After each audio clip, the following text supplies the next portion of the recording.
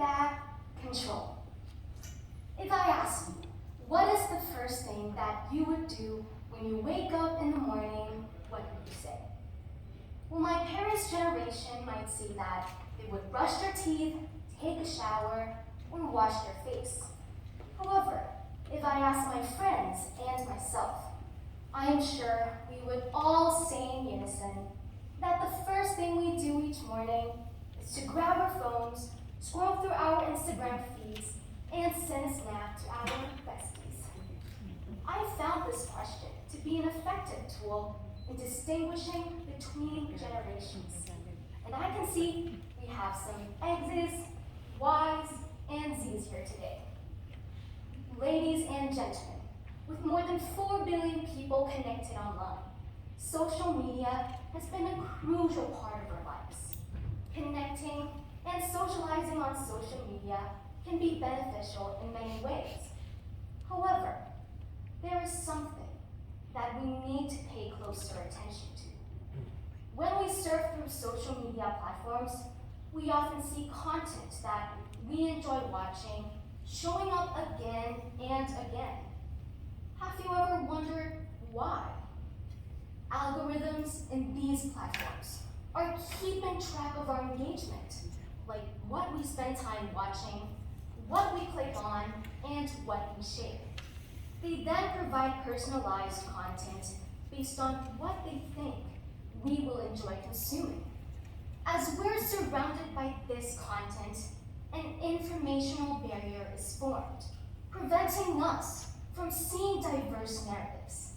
At some point, we might believe that what appears on our newsfeed is the whole truth that exists, which leads us to form our opinions, shape our perceptions, and make our decisions based on this biased set of information.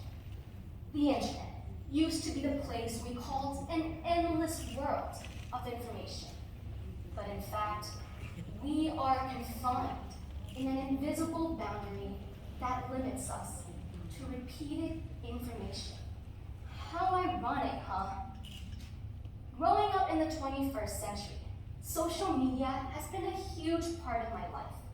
And as a young woman, it is undeniable that I wanted to be seen as presentable.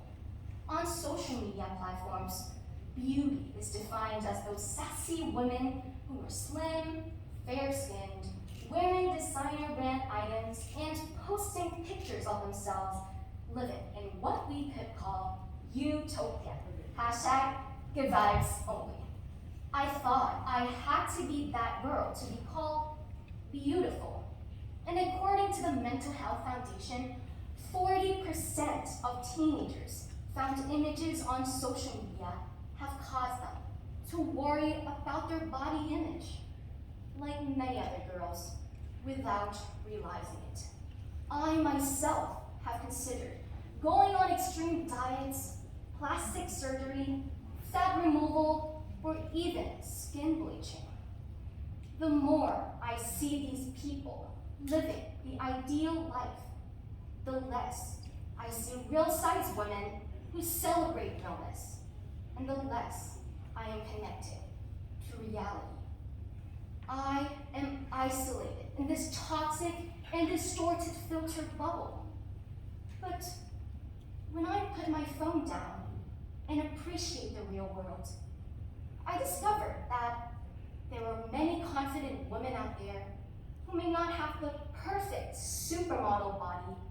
Their skin is not light and shiny like those people on Instagram, yet they are still very beautiful.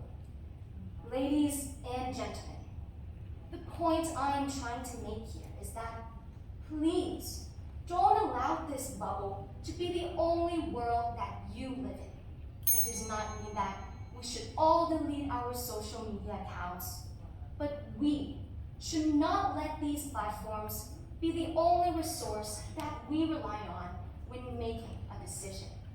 Remember to be active, be attentive, and be alert of your choice, your decision, and your opinion. Heads up, phones down. let's get out of this filtered bubble, take back control, and make real choices, ones that we proudly decide for ourselves. Thank you.